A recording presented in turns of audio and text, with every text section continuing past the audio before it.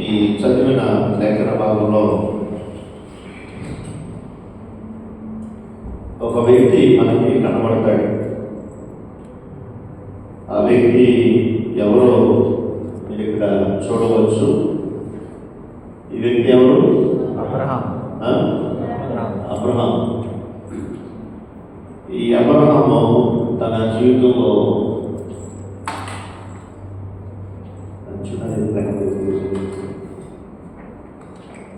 Abraham యొక్క జీవితంలో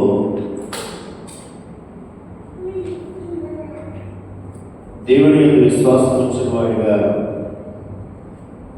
దేవుణ్ణి వెంబడించిన వాడిగా, దేవునికి ఎంతో గొప్ప అసాధారణమైనటువంటి విధేయతను కనపరిచినట్టుగా చూడగలుగుతాం. అబ్రహాము గురించి మనం నేర్చుకున్నట ఎంతో గొప్ప ఆశీర్వాదకరం.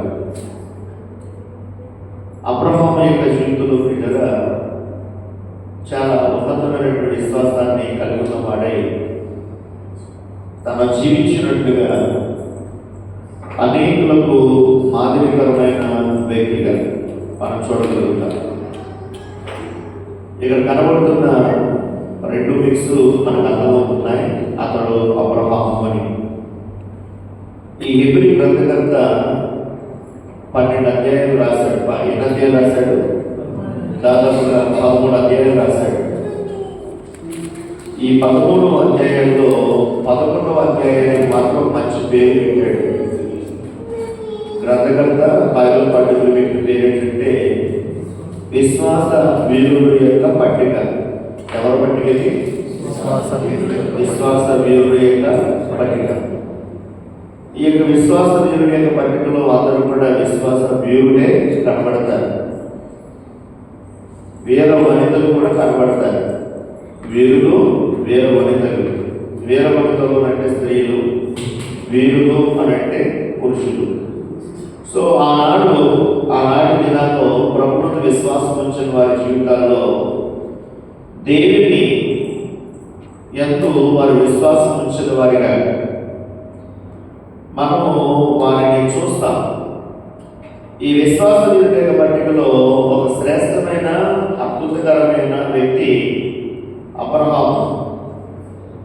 ఈ అబ్రహాము గురించి గ్రంథకర్త ఏమని రాస్తాడు? ఇప్పుడు ఎప్పుడో వచ్చి నేను చదువుతున్నాను చూడండి. అబ్రహాము పిలువబడినప్పుడు విశ్వాసమును బట్టి ఆ పిలుపునకు లోబడి తాను స్వాస్థ్యముగా పొందనయున్న ప్రదేశమునకు బయటకు వెళ్ళాను. పిల్లల అబ్రహాము విశ్వాసపు వీరులలో ఒక శ్రేష్టమైనటువంటి విశ్వాసపు వీరుడిగా తన నిలిచినట్టు మనం చూడగలుగుతాం. పిల్లల అంతేకాదు, ఈ అబ్రహాము యొక్క విశ్వాసమును బట్టి సర్వశక్తివంతుడు దేవుడే కొన్ని టైటిల్స్ ఇచ్చాడు తనకి. ఏంటి ఆ టైటిల్స్ అంటే, మొదటగా అతడు అబ్రహాము దేవునికి స్నేహితుడు అని. ఏ టైటిల్ అంటే మొదటి టైటిల్ అబ్రహాము దేవునికి స్నేహితుడు. దేవునికి స్నేహితుడిగా ఉండడం ఒక వ్యక్తి అనేది మనం ఏదైనా నేర్చుకోవాలి అని అంటే అది కేవలం మీద అబ్రహాము జీవితమును బట్టి మాత్రమే సాధ్యపడుతుంది. అబ్రహాము జీవితమును మనం జాగ్రత్తగా మీరు చదవగలిగితే, లేదా అబ్రహాము యొక్క జీవితాన్ని మనం కొంత స్టడీ చేయగలిగితే దేవునికి ఎలా మన స్నేహితులను కాగలుగుతామో అన్న విషయాన్ని నేర్చుకోగలుగుతాం. అందుకే అబ్రహాము దేవుడు పెట్టినటువంటి బిరుదు ఏంటంటే అబ్రహాము దేవునికి స్నేహితుడు అని. ఇది యాకోబు పత్రిక 2:23 మనకు ఉంటుంది. రెండవ టైటిల్ ఏంటంటే రోమపత్రిక 4:11-12 అతడు ఇశ్రాయేలు కానిటువంటి అతులకు కూడా దేవుని విశ్వాసం ఉంచిన వారందరికీ కూడా తండ్రి అని పిలువబడిన వారు. దేవునికి స్తోత్రం కలుగును గాక. ఏంటంటే అబ్రహాము దేవునికి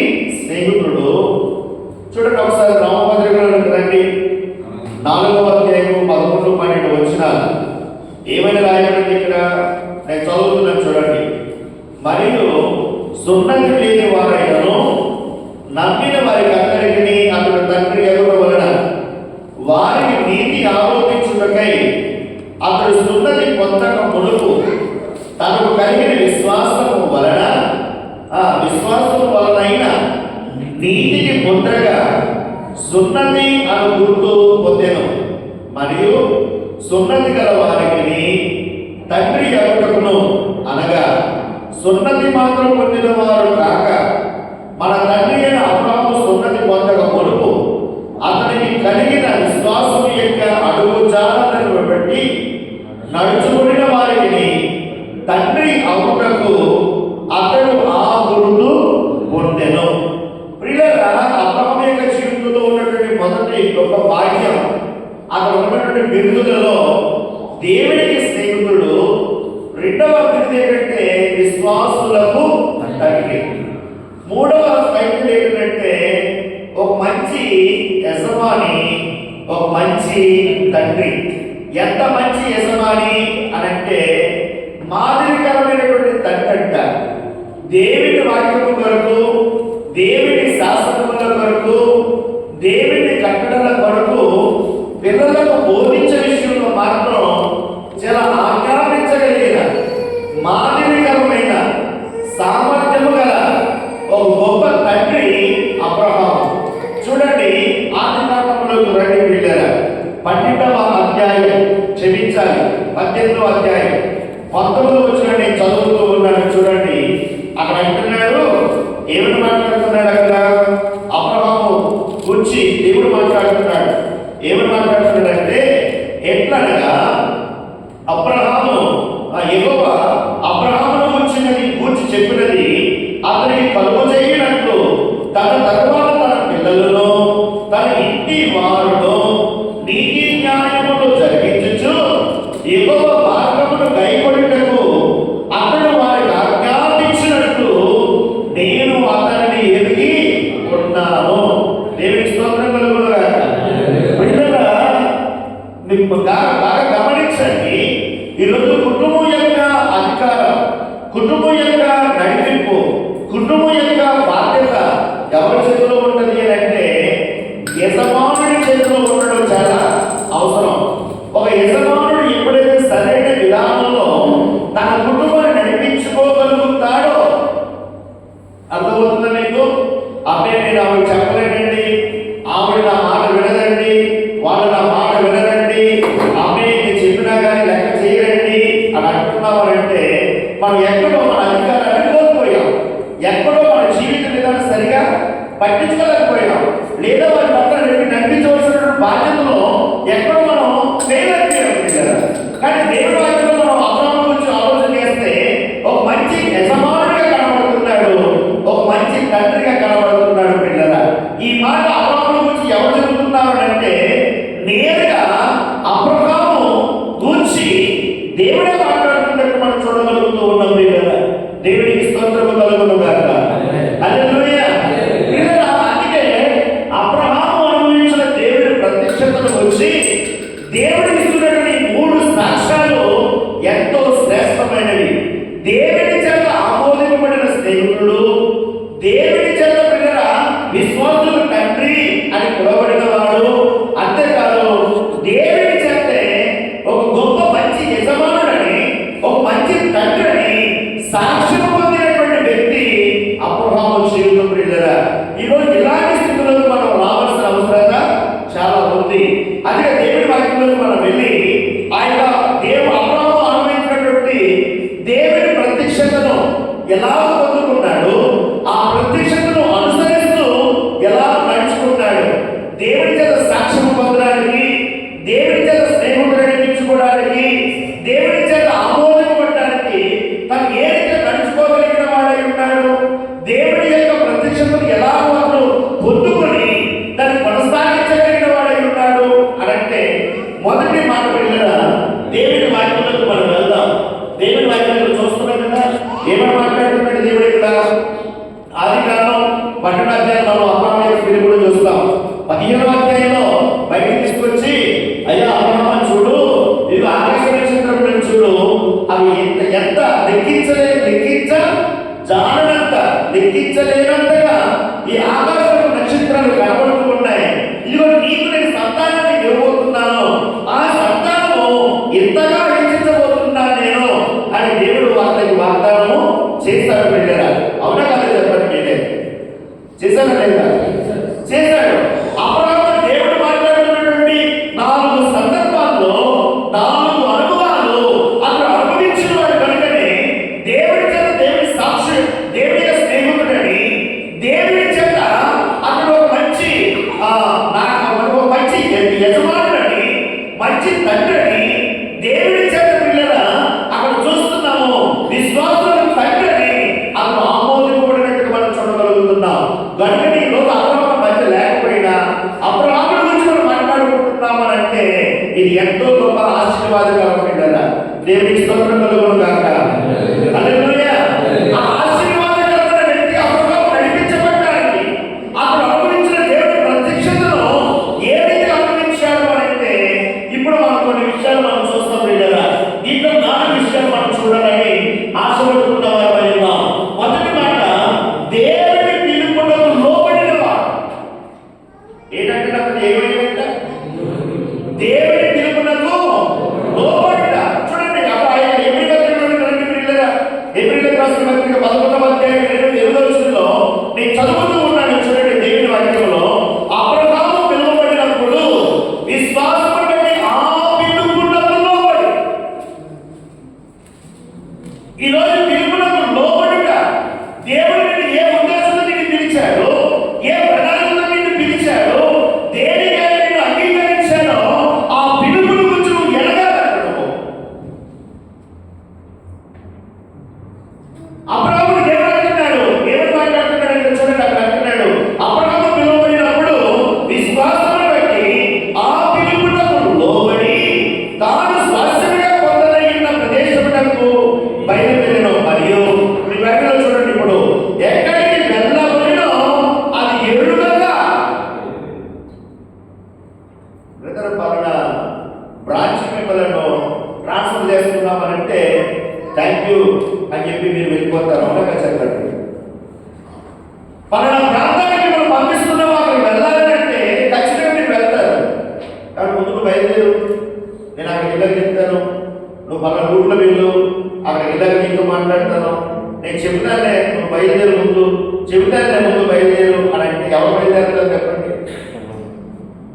నేను ఎక్కడ నీకు లోపడితే మాత్రం మరిగా తగ్గాయిగా ఆ మార్పు వెళ్ళాల్సిన గమ్యమేటో, చేరాల్సిన ఆ దిక్కేటో, ఆ ప్రాంతమేటో, ఆ స్థలమేటో నాకు చెప్పకుండా పంపించడం ఇదేమైనా గౌరవమా, ఇదేమైనా మర్యాదనా మీకు, ఇదేమైనా ఇది నాకు ఇచ్చిన విలువైతేనా మీరు అని చాలా మాట మాట్లాడతాం మనం.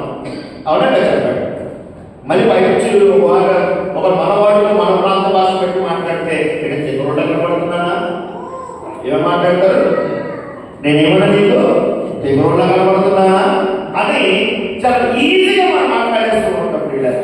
కానీ ఈ అబ్రహాము మారు మాట పలుకకుండా దేవుడు చెప్పిన మాటలు లోబడి, దేవుడు పిలిచిన పిలుపులకు లోబడి తను ఎక్కడికి వెళ్తాడో అనే విషయం ఎరగకపోయినా అతడు బయలుదేరినట్టు మనం చూడగలుగుతూ ఉన్నప్పుడు కదా. That is a very good obedient గా చెప్పబడింది. దేవుని స్తోత్రం కలుగును గాక. హల్లెలూయా. ఆ పిలుపునకు లోబడ్డాడు. ఆ పిలుపునకు లోబడినట్టుగా మనం చూస్తున్నాం. చూడండి, ఆదికాండం 12వ అధ్యాయం రండి పిల్లరా. ఆదికాండం 12వ అధ్యాయంలో ఆ మాట నేను చదువుతూ ఉన్నాను. 4వ వచనంలో ఏమని మాట్లాడుతున్నాడు అక్కడ? మొదటి వచనం చూడండి, యెహోవా నీవు లేచి నీ దేశము నుండి, నీ బంధువుల యొక్క నుండి, నీ తండ్రి ఇంటి నుండి బయలుదేరి నేను నీకు చూపించు దేశమునకు వెళ్ళుము. ఎక్కడికి వెళ్ళాలంటున్నాడు దేవుడు? ఇక నేను చూపించబోతున్నాను దేశం ఉంది, ఆ దేశానికి వెళ్ళాలి. ఆ దేశం నీకు ఆశీర్వాదకరం, ఆ స్థలం నీకు చాలా ఆశీర్వాదకరమైనది. అది పాలు నీళ్లు ఇచ్చే దేశం అది. నువ్వు అక్కడికి వెళ్తే నీవు, నీ కుటుంబము, నీ ఎందు నీ వెనక వచ్చిన వాళ్ళందరూ కూడా ఆశీర్వాదపడతారు. అది అబ్రహాము అనుభవించిన దేవుని మొట్టమొదటి ప్రత్యక్షతలో దేవుని పిలుపుని పిల్లరా అతను లోబడ్డాడు. మీరందరూ అనుకోవచ్చు అబ్రహాము కదా నాకు పిలిచింది, నన్ను కాదు కదా అని అనుకోవచ్చు. అబ్రహాము కదా పిలిచాడు, నన్ను పిలవలేదు కదా అని అనుకోవచ్చు. మరి మనకి ఇప్పుడు పేతురు రాసిన మొదటి పత్రికలోకి వెళ్ళారా? పేతురు రాసిన మొదటి పత్రికలోకి వెళ్ళక మునుపు చూడండి పిల్లరా, అక్కడే చూద్దాం ఒకసారి. పేతురు రాసిన పత్రికలు వెళ్ళక మునుపు అక్కడే 12వ అధ్యాయంలోనే 12వ అధ్యాయం 3వ వచనంలో చూడండి. ఆ 2-3 వచనాలు చదువుతున్నాను. నిన్ను గొప్ప జనముగా చేసి నిన్ను ఆశీర్వదించి నీ నామమును గొప్ప చేయుదును. నీవు ఆశీర్వాదముగా ఉండును. నిన్ను ఆశీర్వదించు వారిని ఆశీర్వదించదును. నిన్ను దూషించు వారిని శపించదును. భూమి యొక్క సమస్త వంశములు నీ యందు ఆశీర్వదించబడునని అబ్రహాముతో అనగా, అబ్రహాము అతనితో చెప్పిన యెహోవా అతనితో చెప్పిన ప్రకారము అబ్రహాము ఆగిపోయెను. ఎవరు చూడలేదు బైబిల్? ఎక్కడ చూస్తున్నారు మీ బైబిల్? ఆగిపోయడం ఉందా, వెళ్ళడం ఉందా? చూడండి బైబిల్, చూడండి, కలిపి చూడండి బైబిల్ని. ఏదో మనం అలా కూర్చోండి ఎలాగా? దేవుడు అక్కడ మనసు చదువుతున్నా చూడండి పిల్లరా. 12వ అధ్యాయం 4వ వచనంలో 3వ వచనం చివరి భాగంలో చూడండి. నిన్ను దూషించు వాడిని శపించెదను. భూమి యొక్క సమస్త వంశములు నీ యందు ఆశీర్వదించబడునని అబ్రహాముతో అనగా, యెహోవా అతనితో చెప్పిన ప్రకారము అబ్రహాము ఆగిపోయెను. వెళ్ళాను. ఇప్పుడు వచ్చింది బాబోయ్. ఇప్పుడు బాడీ ప్రెజెంటేషన్ లో వచ్చింది, మైండ్ ప్రెజెంటేషన్ లో వచ్చింది. కనబడుతున్న మాట చూడండి. అబ్రహాము వెళ్ళాను, ఆ లోపు అతనితో కూడా వెళ్ళాను. అంటే వీరులను లోపడ్డాడు. వీరులను లోపడిన వాడిగా, విధేయత చూపిన వాడిగా, దేవుడిని గౌరవించినట్టుగా అతను ప్రయాణాన్ని ప్రారంభించాడు. ఈరోజు దేవుడు మనల్ని పిలిచాడు. దేనికి పిలిచాడంట దేవుడు మనల్ని? చూడండి, కొరింథీయులకు రాసిన మొదటి పత్రికలో నడిపిల్లారా. కొరింథీయులకు రాసిన మొదటి పత్రిక 1వ అధ్యాయం 2వ వచనం చదువుతున్నాను. కొరింథీలో ఉన్న దేవుని సంఘములకు అనగా క్రీస్తు యేసునందు పరిశుద్ధపరచబడిన వారై పరిశుద్ధులుగా ఉండుటకు దేవుడు దేనికి పిలిచాడన్నా? పరిశుద్ధులుగా ఉండుటకు. వచ్చి వెళ్ళబడని కాదమ్మా, ఆనంద పాలు వెళ్ళబడని కాదు, దేవుని స్తోత్రం అని చెప్పి నీ ఇష్టానుసారంగా బ్రతకడానికి కాదు దేవుడు పిలిచింది. పరిశుద్ధులుగా ఉండుటకు. దేవుడు పరిశుద్ధుడు అదే అంటాడు. భూత వర్తమాన పరిశుద్ధుడు కాదు అన్నాడు. పరిశుద్ధుడు పరిశుద్ధుడు పరిశుద్ధుడు గాఢ ప్రకారం అంటాడు. నేను పరిశుద్ధుడు ప్రకారం నేను సమస్త ప్రవర్తన యందు పరిశుద్ధుడైనాను. నేను దేనికి పిలిచాడంట? దేవుని సంక్రమణకు అనగా క్రీస్తు యేసునందు పరిశుద్ధపరచబడిన వారై పరిశుద్ధులుగా ఉండుటకు పిలువబడిన వారికి. ఈ బైబిల్ ఉందా?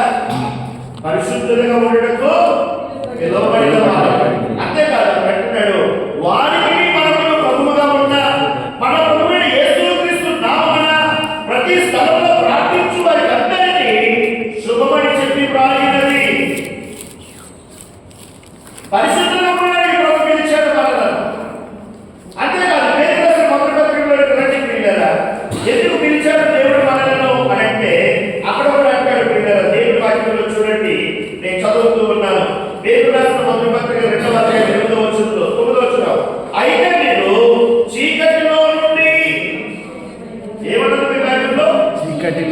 చీకటిలో నుండి ఆశ్చర్యకరమైన తన వెలుగులోనికి నిన్ను పిలిచిన దేవుని స్తోత్రం చెప్పండి. ఎక్కడ పిలిచారమ్మా మిమ్మల్ని? ఏదో అందరిలాంటి దేవుడు యేసయ్య కష్టాలు తగ్గిస్తాడని చెప్పి పిలిచాడండి.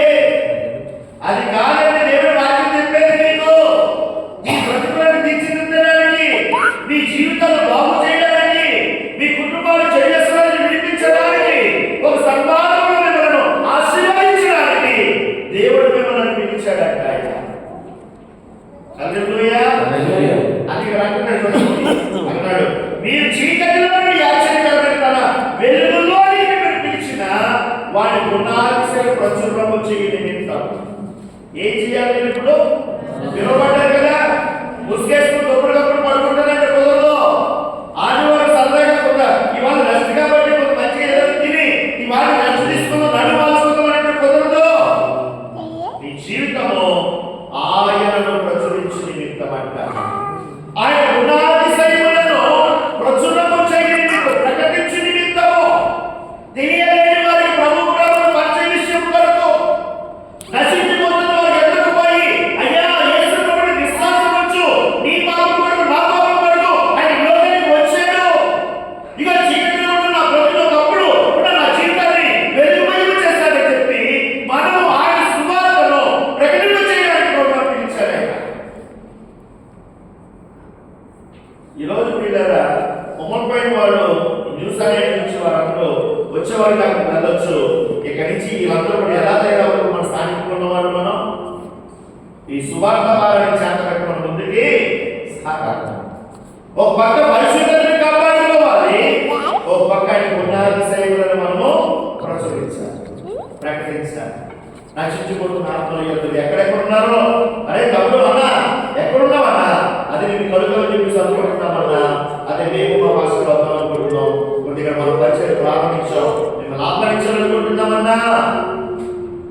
ఒక లెక్క ఒకళ్ళు ఎవరైనా ఆపదలో ఉన్నారంటే, అన్నా నీకు ఏదైనా ఆపద ఉన్నప్పుడు మాకు చెప్పు, మేము ఉన్నాం, మేము ప్రార్థన చేస్తామన్నా.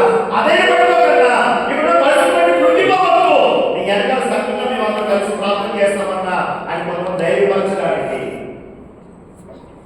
ప్రభునందు పిల్లరా, దేవుడు నీకు ఎందుకు పిలిచాడో ఆ పిలుపులకు లోబడాలి.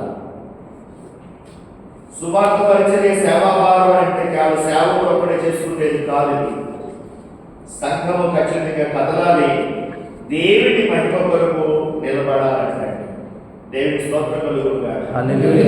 అబ్రహాము దేవుని స్నేహితుడని, అబ్రహాము విశ్వాసులకు తండ్రిని, అబ్రహాము ఒక మంచి యజమానుడు, మంచి నాగరికత తండ్రిని దేవుని చేత సాక్ష్యం పొందుటకును, ఆమోదింపబడుటకును, ఆ వెలుగును పొందుకొనుటకును అబ్రహాము చేసిన మొదటి పని ఏంటంటే దేవుని ప్రత్యక్షతను బట్టి అతడు లోబడిపోయాడంటే, ప్రభువా ఎక్కడి నుంచి నా జీవితాన్ని నీవే అధిపతిగా ఉండు, నీవే నడిపించు నాయన, నాకు నేనే నడవలేను, నీవే నడిపించాడంటే అలాగే సమర్పించుకున్నాడు. ఒక అనేకులకు ఆశీర్వాదకరమైన వ్యక్తిగా దేవుడు అబ్రహాముని ఆశీర్వదించాడు. దేవుని స్తోత్రం కలుగునుగాక. రెండవ విషయము, అబ్రహాము అనుభవించిన దేవుని ప్రత్యక్షతలో ఓర్పుతోనూ సహనంతోనూ కనిపెట్టిన వాడు. ఏం కనిపెట్టాడంట? దేవుడు వాగ్దానం చేస్తాడు, ఇదిగో నీ గర్భవాసమును పుట్టబోవు వారే నీకు సంతానమును అన్నాడు. నేను సంతానం ఇస్తానని చెప్పి 75వ ఏట పిల్లలు, 75వ ఏట పిల్లలు ఆదికాండంలోకి వెళ్దాం ఒకసారి. ఆదికాండము 12వ అధ్యాయం 4వ వచనంలో మనం చదువుకుంటే అక్కడ తన వయసు రాయబడింది. దేవుడు వాగ్దానం చేసినప్పుడు ఉన్నటువంటి వయసు చూడండి. 4వ వచనంలో అక్కడ యెహోవా అతనితో చెప్పిన ప్రకారం అబ్రాము వెళ్ళెను, లోతు అతనితో కూడా వెళ్ళెను. అబ్రాము ఆరానికి బయలుదేరినప్పుడు 75 ఏళ్ల ఈడు గలవాడు. ఎన్ని సంవత్సరాలండి? 75 ఏళ్ల ఈడు గలవాడు. అంటే దేవుడు వాగ్దానం చేశాడు, నేను సంతానం ఇస్తాను అన్నాడు. ఆ పైన చెప్పబడినటువంటి మాటల్లో చూడండి, 2 నుండి 3వ వచనం వరకు మనం చూస్తే 7 రకాల ఆశీర్వాదాలు కనబడతాయి. ఈ 7 రకాల ఆశీర్వాదాల్లో మొదటి నీకు సంతానం ఇస్తాను, రెండోది భూమిని ఇస్తాను అన్నాడు. ఏమిస్తాను? మొదట సంతానం. ఇదిగో అనేక ఆశీర్వాదకరమైనటువంటి చేస్తాను నేను, నీ వెనుకున్నటువంటి నీ జాతి యావత్తుకు నిన్ను విశ్వసించిన వారందరికీ, నీ వెంబడించిన వారందరికీ కూడా ఇదిగో పౌరోదయ దేశాన్ని పోతున్నాను నేను. అందుకే సీడ్ మొదటి ప్రామిస్ అయితే ల్యాండ్ సెకండ్ ప్రామిస్ ఇక్కడ. సంతానం ఇస్తానన్నాడు దేవుడు అబ్రహాముకి, రెండవదిగా భూమిని కూడా ఇస్తానన్నాడు. ఈ 2 వాగ్దానం చేయబడినప్పటికీ అబ్రహాము వయసు 75 ఏళ్ళు.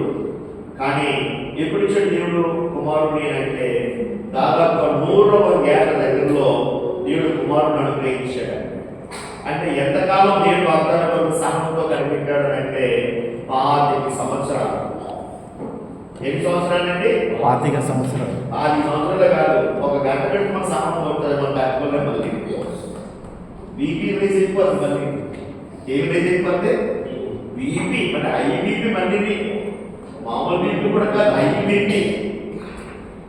మళ్ళీ పక్కన కుదురుతుందా, మళ్ళీ సర్టిఫికేట్ ఇవ్వాలా, మళ్ళీ బీపీ కంట్రోల్ చేయడానికి మాత్రం ఇవ్వాల్సిన దేవుడి ఏదైనా పొందుకోవాలంటే ఖచ్చితంగా మన దేవుడి మీద విధేయత చూపి కనిపెట్టడం అనేది అవసరం. మనకి దేవుడు వాగ్దానం చేసిన వాడు నమ్మదగిన వాడు కదా. ఎప్పుడు బతుకులు అంటాడు పిల్లల దేవుడి వాక్యంలో వాగ్దానం చేసిన వాడు నమ్మదగిన వాడు. ఆ నమ్మదగిన వాడు నీ జీవితాన్ని కట్టి నడిపించలేనప్పుడు కొంత స్థానంతో, కొంత ఓర్పుతో నీ విశ్వాసాన్ని కొనసాగించాలి.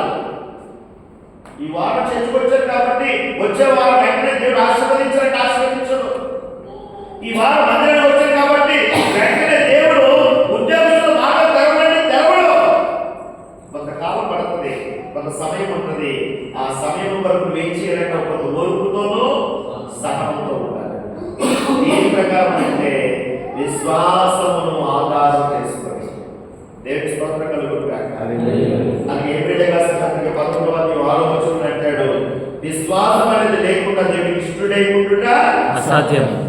తాను వెలుగు వారికి ఫలము దయచేయబడనియు, ఆయన ఉన్నాడనియు, తను వెలుగు వారికి ఫలము దయచేయబడనియు నమ్మవలెను కదా. ఈ రోజు దేవుడి దగ్గరికి వస్తున్నప్పుడు దేవుడు తన సమయంలో నీ జీవితంలో కార్యం జరిగిస్తాడైనా. పరిస్థితిని బట్టి దిగులు చెందవద్దు, పరిస్థితిని బట్టి కృంగిపోవద్దు, పరిస్థితిని బట్టి చింతించవద్దు. నీ ముందున్న పరిస్థితులు ఏ రీతిగా ఉన్నా దేవుడు వాగ్దానం చేస్తాడు, ఖచ్చితంగా దేవుడు జరిగిస్తాడనే విశ్వాసంతో కనిపెట్టాలంట మనం.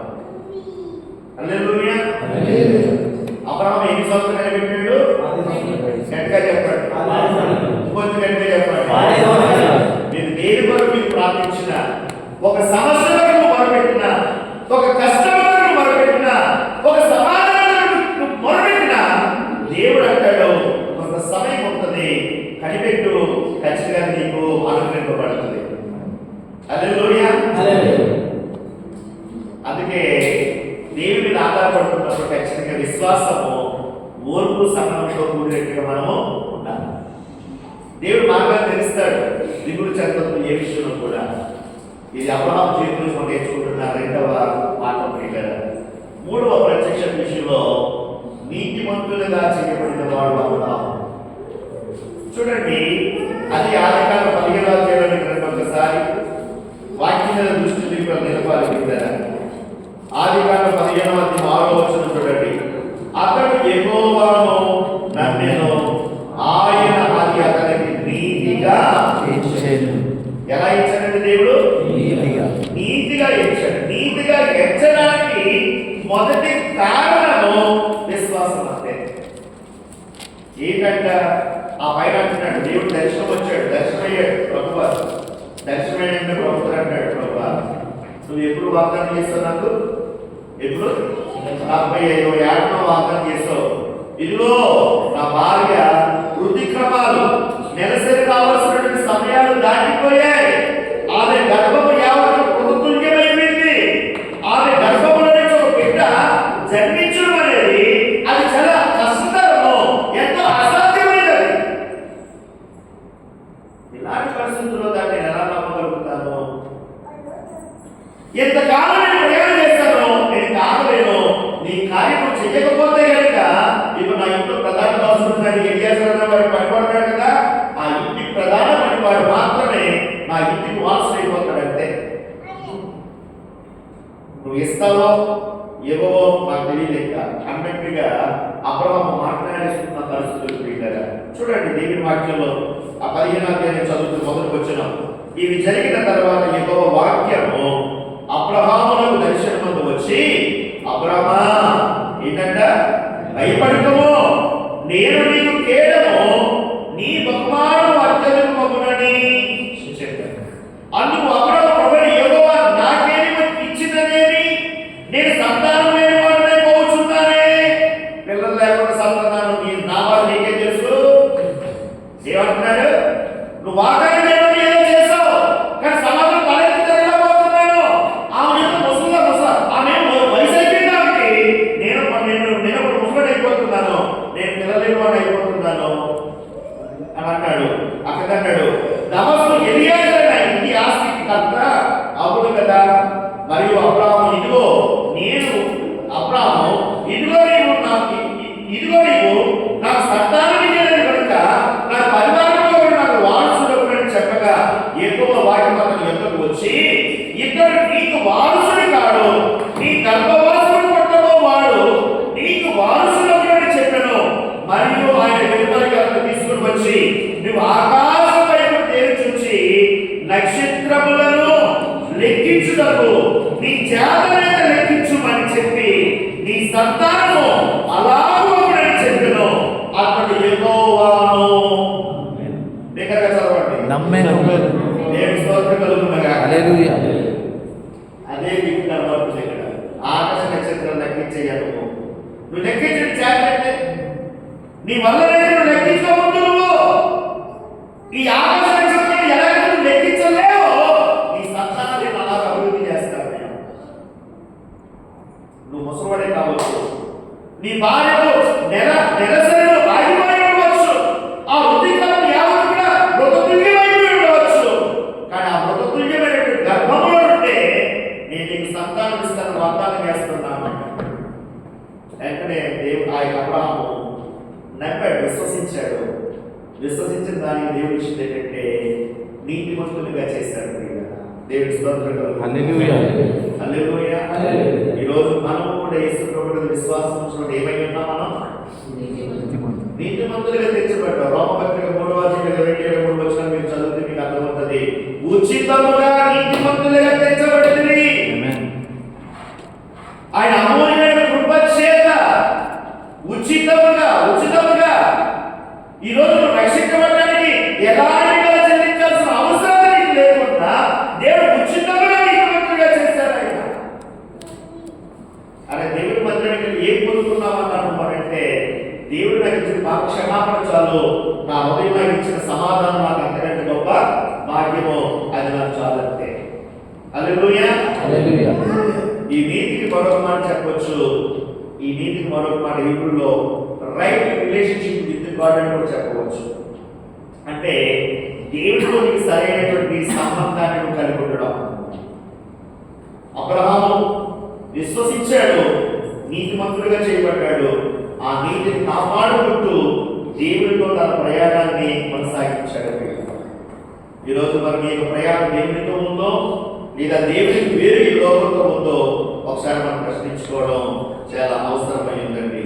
మరొక మాట చిన్నగా దేవుని వాక్యంలో నిబంధన బాంధవ్యము చేయబడిన వాడు అబ్రహాము.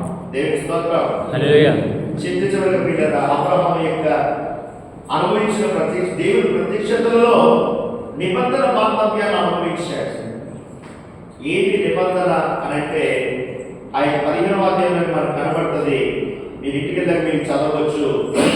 పాలు తేనెలు ప్రవహించే దేశానికి నేను నిన్ను నీ సంతాన్ని నడిపిస్తాను, ఆ నడిపించే బాధ్యత నాది అని ఒక ఒప్పందము దేవుడు అబ్రహాముతో చేశాడు. బిడ్డలారా, ఆ యొక్క 21వ వచనం నేను చదువుతున్నాను చూడండి. 15వ అధ్యాయం 21వ వచనం. అమోరీయులను, కనానీయులను, గిర్గాషీయులను, యెబూసీయులను నీ సంతానానికి ఇచ్చి ఉన్నానని అబ్రహాముతో నిబంధన. హల్లెలూయా. ఈరోజు బిడ్డలారా, మనము దేవుడితో నిబంధన చేయబడ్డాం. మనం ఆ నిబంధన బాంధవ్యంలో నిలబడిన వాడు అబ్రహాము. అదే దేవుడి చేత స్నేహితుడిని పిలువబడ్డాడు. దేవుడి చేత విశ్వాసుడు తండ్రి అని ఆశింపబడ్డాడు. దేవుడి చేత ఒక మంచి యజమాని, ఒక మంచి తండ్రి అని ఆశీర్వాదకరమైన స్థితిలో అతను ఎంచబడిన వాడు. కారణము నిబంధన బాంధవ్యం చేయబడిన వాడు. ఈరోజు మనం కూడా నిబంధన చేయబడిన వాడు. ఎలాగో అంటే క్రొత్త నిబంధన అనబడిన క్రీస్తు రక్తంలో మనందరూ నిబంధన జరుగబట్టండి. దేవుని స్తోత్రం కలుగునుగాక. హల్లెలూయా.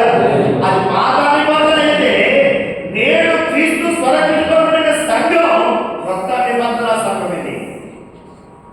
అది మనం ఏమైనామంటే నిబంధన ప్రజలం.